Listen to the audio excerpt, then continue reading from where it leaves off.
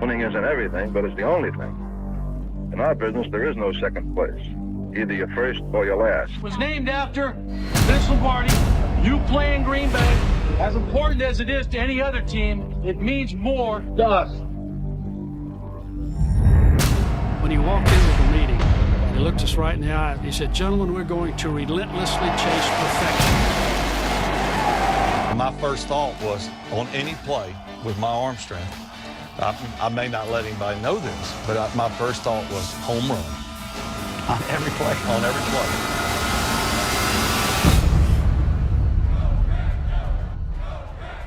He did what?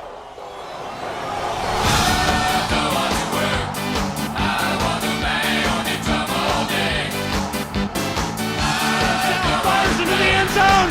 Caught! Touchdown! No! Week 2 in the books. We're back on the Packers Corner here to break down the Falcons' defeat of the Green Bay Packers. We didn't get it done. Didn't show up in the fourth quarter here, guys. Tough one to swallow, but there's going to be growing pains with this young team. I think we know that was going to be in store, but after we had that lead heading into the fourth quarter, I really thought we might be able to get this one done. I just want to start out with some general thoughts from you guys here. What were your takeaways from the game overall, and how you're feeling digesting it all here, Schmitty? Yeah, I got two for you, Griffey. One bad, one good. I'm going to give you the bad first. Number 28 shouldn't be for the Green Bay Packers. I don't know how someone can be so big, so strong, and pack little to no punch. This guy was supposed to be the 3rd and 1 guarantee, and he doesn't guarantee anything. We should guarantee that he rides the bench the rest of the season, and you have the 2 young kids run the ball for us. I just don't understand what he provides on an offense that desperately needs a good run game. So it was really hard to see Aaron Jones not play today. That's the bad. The good is that Jordan Love actually looks really poised, and I was pretty impressed. He had a couple flubs today, but pretty impressed by his reads and him finding the open receiver, the exception of a major flub to Dobbs. But other than that, he played exceptionally well, in my opinion, and I only see him ascending as we go by week to week. Dad, what were your general thoughts and takeaways?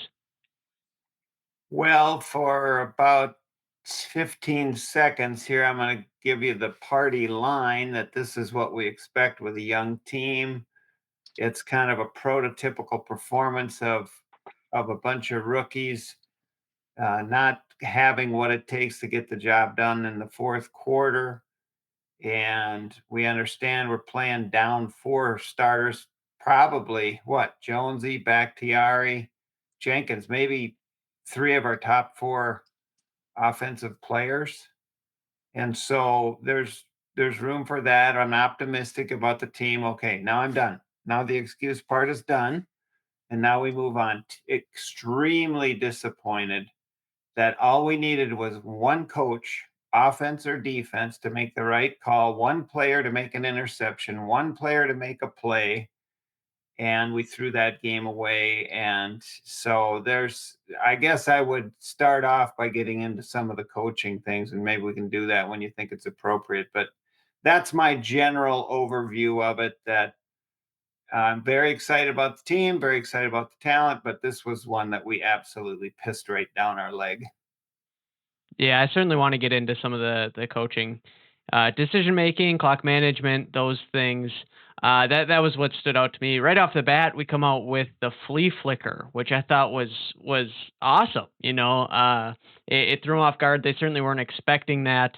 It was anything but vanilla, and it worked. We got the great pass interference. We didn't capitalize after that, but what was extremely disheartening for me, and I was nervous that this might come back to bite us, given that we're a young team and every point matters, was that we let the play clock run out, knocked us out of field goal range, bumping us from a 51 to a 56-yarder. And, actually at 56 yards, I would have liked to have seen us try that.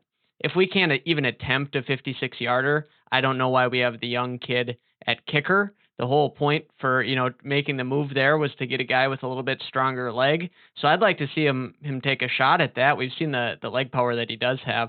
But the thing that is easily correctable and at the same time unacceptable is to let that play clock run out without calling a timeout. And the inverse of this in the second half, and we've had this problem for years. A second half timeout in a close game is extremely valuable. And to burn one because you let the clock run out in the second half came back to bite us too. We weren't able to stop the clock as much on the Falcons' final drive and left our first year starting quarterback with limited time and a chance to try to bring us back after we collapsed. So that stood out to me. I was frustrated with Matt LaFleur. He does a lot of good things, but that one particularly bothered me. Were you bothered by anything on the coaching front in particular, Schmitty? I mean, how do you, as Joe Barry, this guy is going to cause a lot of heartache from week to week.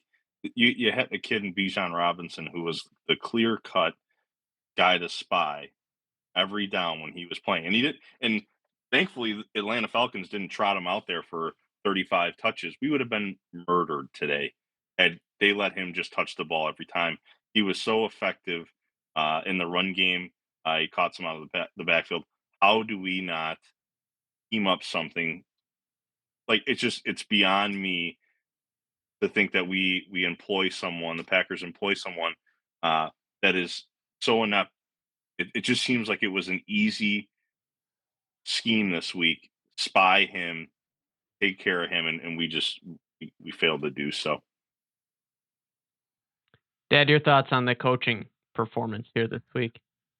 Oh, just making my mind race here. There's so much ground to cover. Schmitty's right on. I to some extent, I'm not ready to jump on the fire Joe Barry bandwagon because Jair drops a pick six. Quay Walker's in perfect position. Those are calls Joe Barry made. So on the other hand, in the second half, it seemed like the offensive coordinator for Atlanta just schooled Joe Barry when he went with a heavy package. He split Bijan out wide and beat Campbell like a dirty rug for a key first down on a slant play there that was just totally outwitted in the coaching area.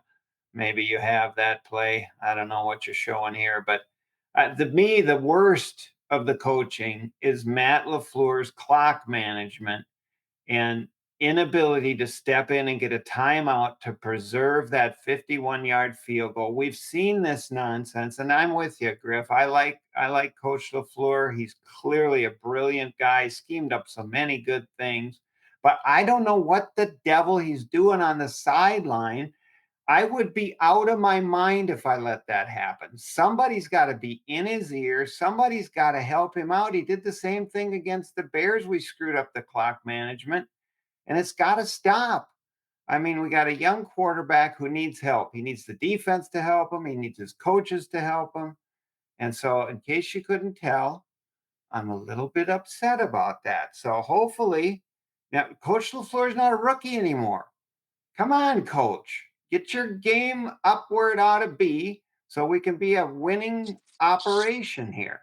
I'll stop for a while and take a breath.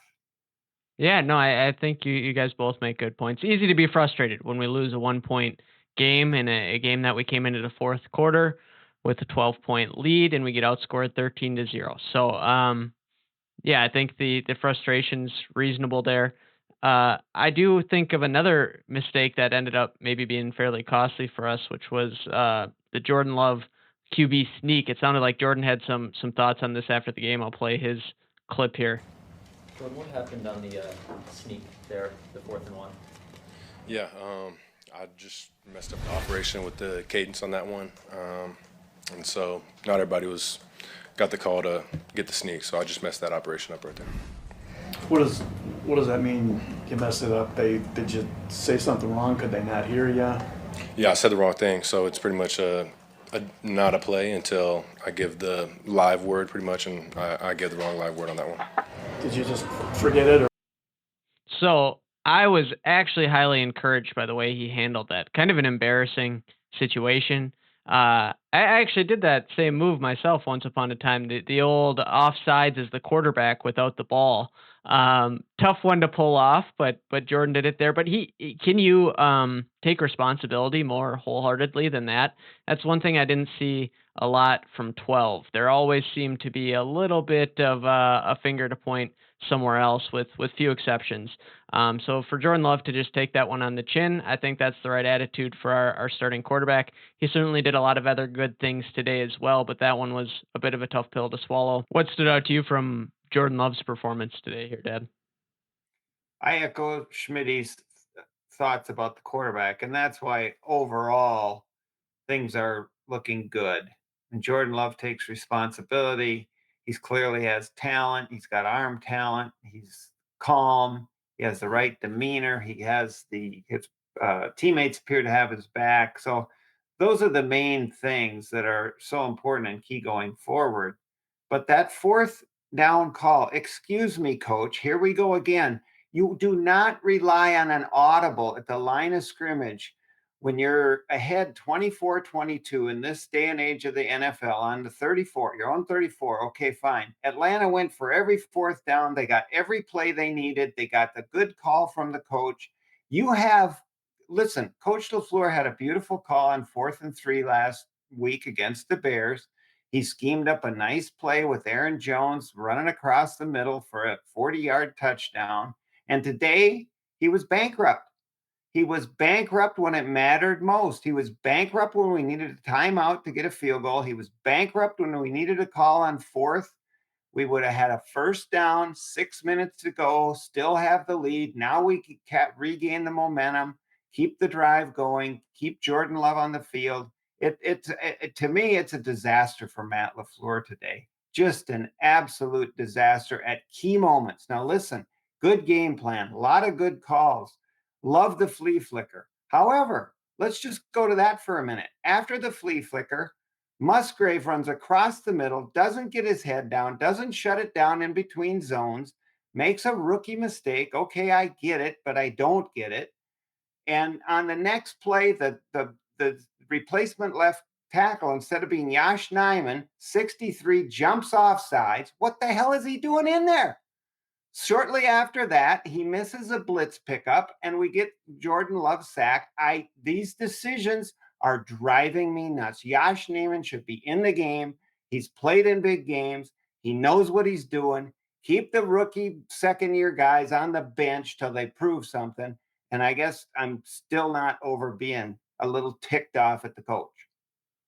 Yeah, do you give or absolve LaFleur any of his issues, considering the fact that we were missing, probably 4 of our top guys on offense out there?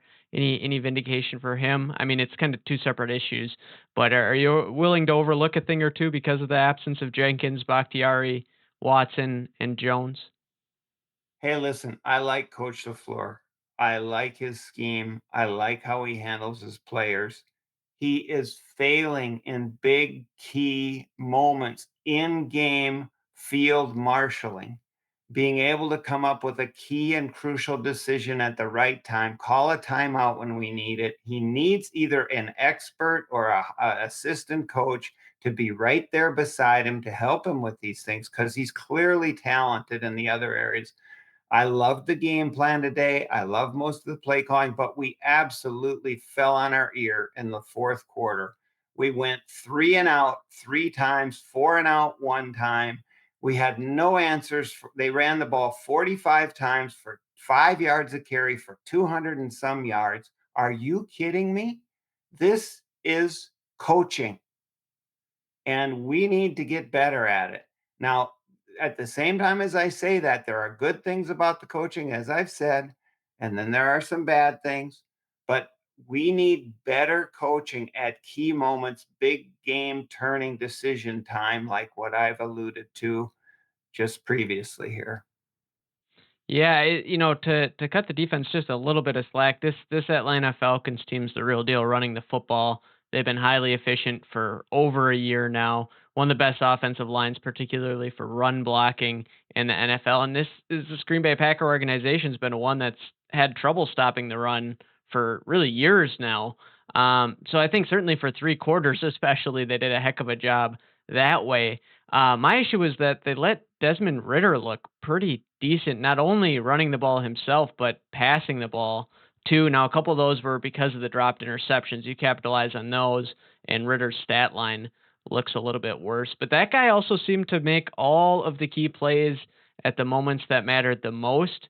The Packers needed one play down the stretch, whether it be from the offense, the defense, even the special teams, and they didn't get it.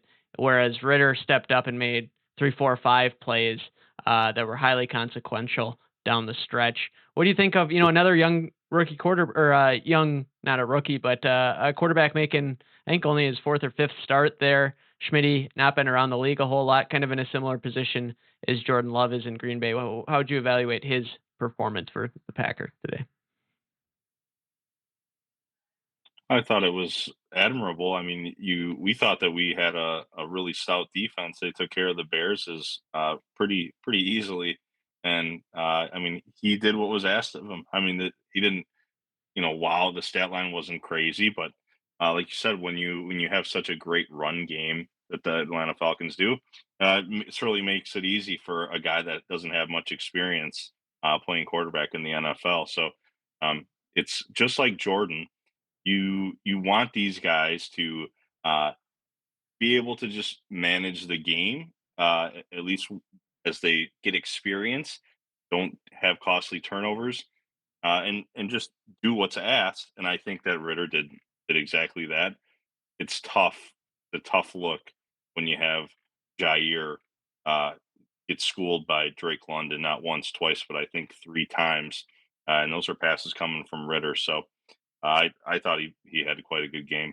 And Ritter was about a half inch from another passing touchdown there to Mac Hollins in the back of the end zone as well there too. So we've got to see a couple of young quarterbacks in the early going here, Dad. Justin Fields, now Desmond Ridder. We've certainly got to see our fair share of Jordan Love. How do you feel about our guy as compared to some other younger quarterbacks that we've gotten to evaluate here?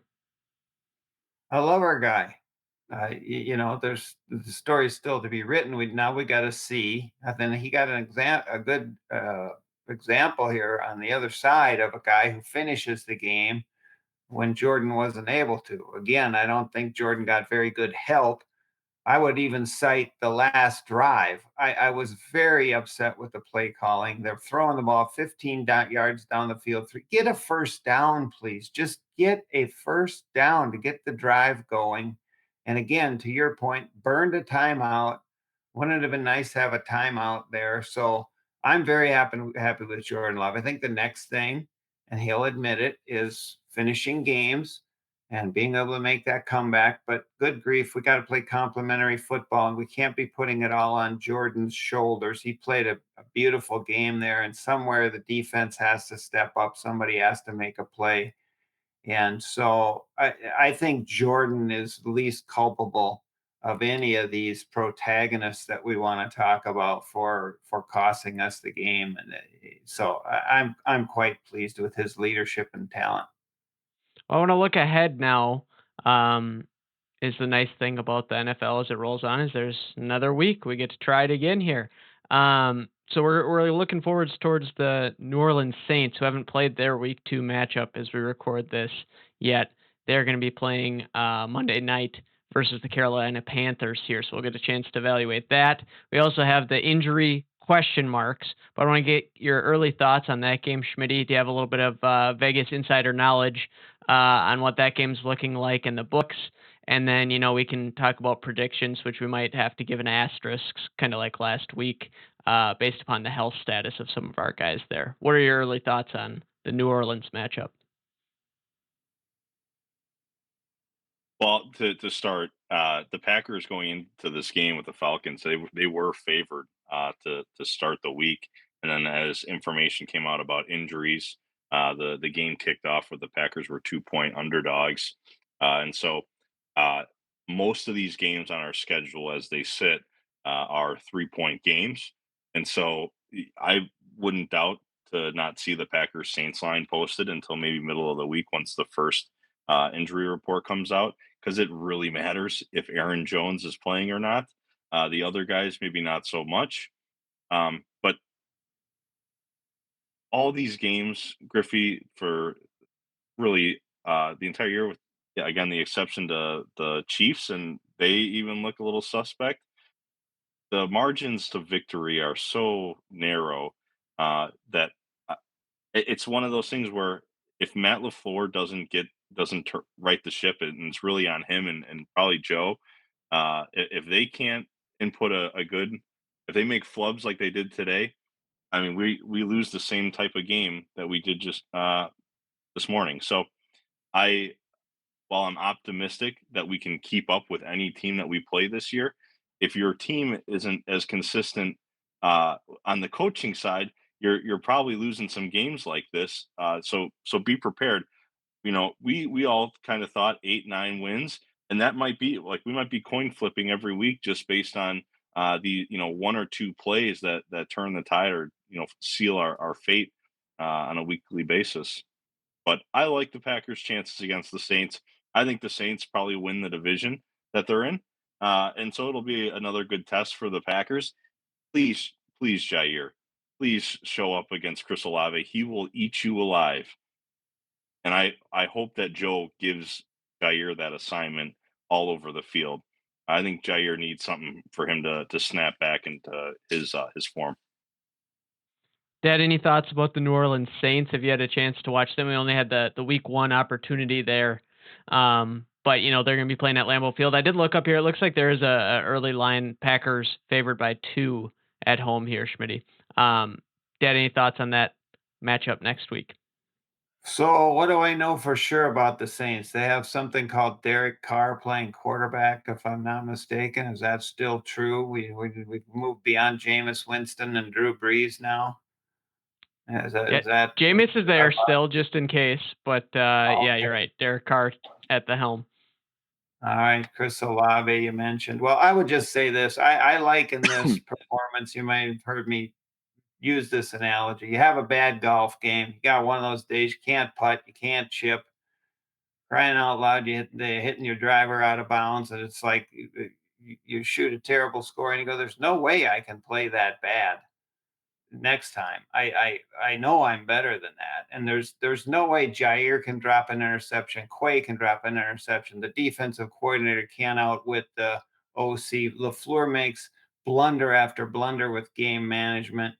Um, I do have a very strong notion that Bakhtiari, Watson, and Jones will play. I think they were being held out purposely to get back on grass and be there for the home opener.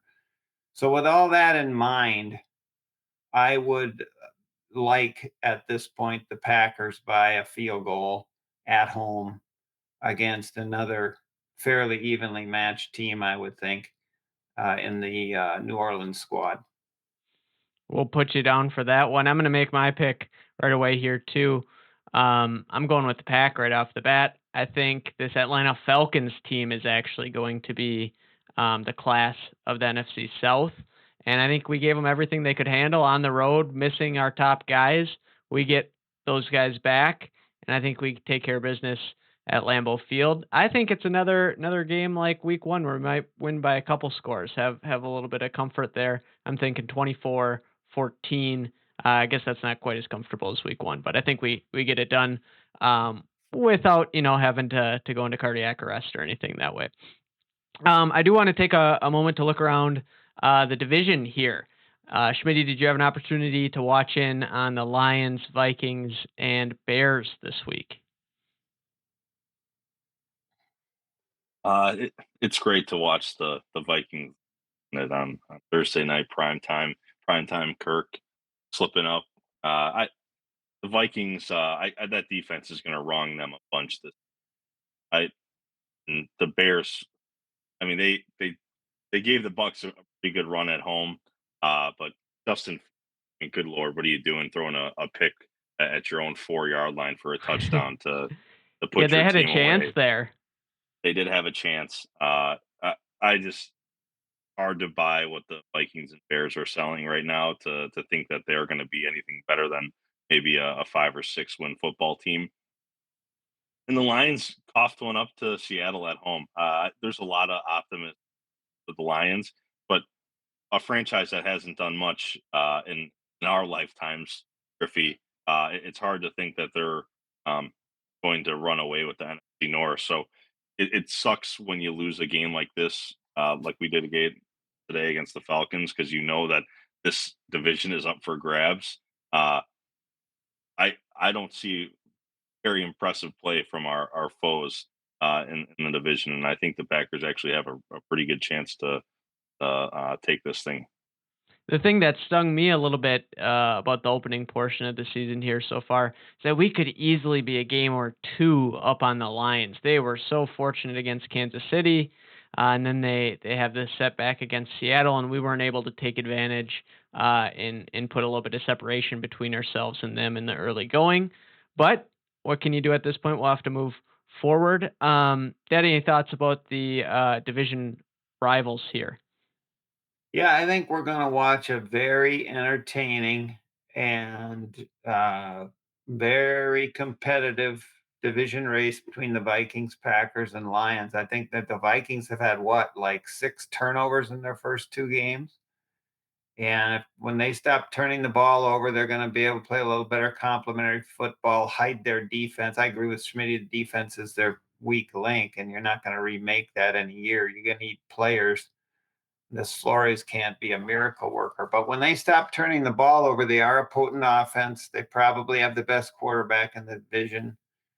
And so I think it's going to be highly entertaining and highly competitive between those 3 teams, coming right down to, like Schmidt says, something a little over 500 probably keeps you right in the division race. So be fun to monitor as the winds of change blow out of the north and the summer gives way to fall and the leaves begin to ripen and turn into their autumn plumage. It'll be a beautiful thing to watch our North Division.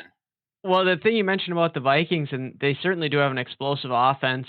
Nice offense for fantasy football for a lot of folks out there. Jordan Addison looks like he's going to be a heck of a complementary piece to Jefferson, and Hawkinson had a heck of a game in the loss against the Eagles there too. But I think they're a lot more one-dimensional than they were certainly in the later days of the heyday for Dalvin Cook.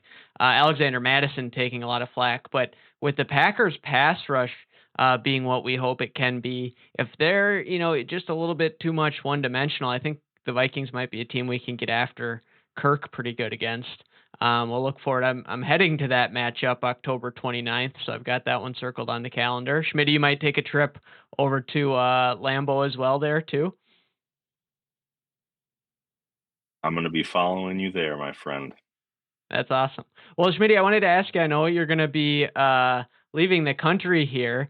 Give us a little bit of rundown on your plans overseas there, and we might get to check in with our good friend Derek Crumry in your absence there. But break down how you're going to be tuning into the Packers over there too.